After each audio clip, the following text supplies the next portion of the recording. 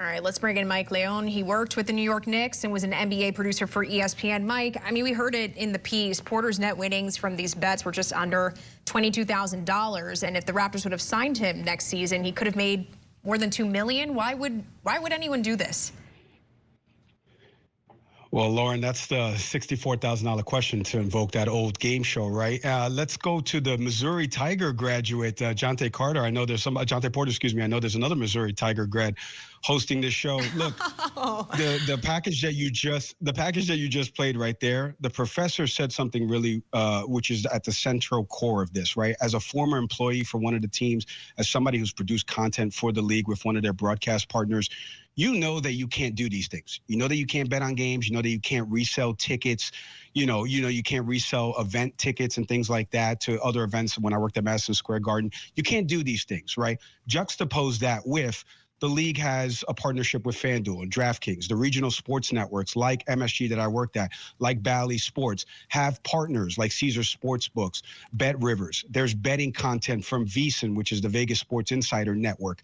All of this ancillary content in the in-game, post-game window to be able to bet on player prop bets, all of this stuff is thrown in your face. And you can't do anything about it as a former player, as a current player, as a coach, anything like that. You know the rules, but you can't enjoy, what everybody else is enjoying with respect to betting on the stuff. How do you juxtapose those two things? How does the league tell somebody that they can't gamble on a game, yet everything around them, from the lead up to the game, playing in the game, to leaving the game and driving home, and the DraftKings podcast is breaking down the actions of the game, all of that stuff is with gambling partners. And it's I don't know what the league can do to really show folks that they're disassociated from the gambling partners other than being fully transparent and suspending players like this. And this is the first time, you mentioned it before, there was a lifetime ban for Michael Ray Richardson, the former Knicks point guard, for drug use back in the 80s. He was reinstated.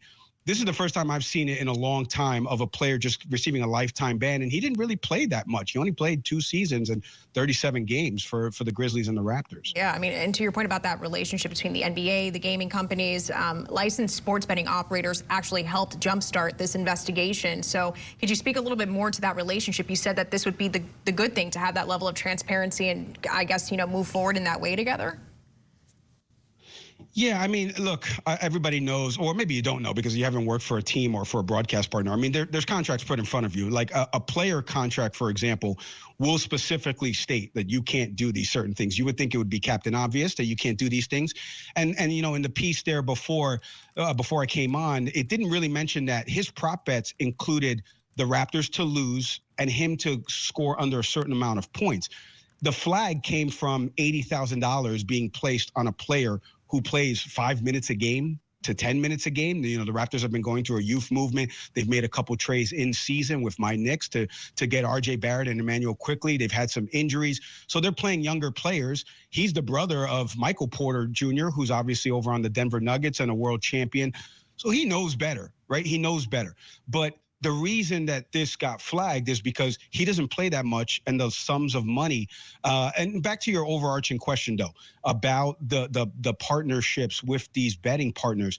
The players, everybody in the front office, anybody that's associated with the team, they ask you these type of questions in terms of when you're interviewing. Have you placed a bet before on a game? They do investigations into this stuff. You've got to be smarter than what he did, knowing what you know. Mike Leone, appreciate your insight. As always, good to see you. I'll miss it with the whole Mizzou tying in thing, but, it's okay. I'll allow it this time. Thank you. No problem. Good to see you, Lauren. Good to see you.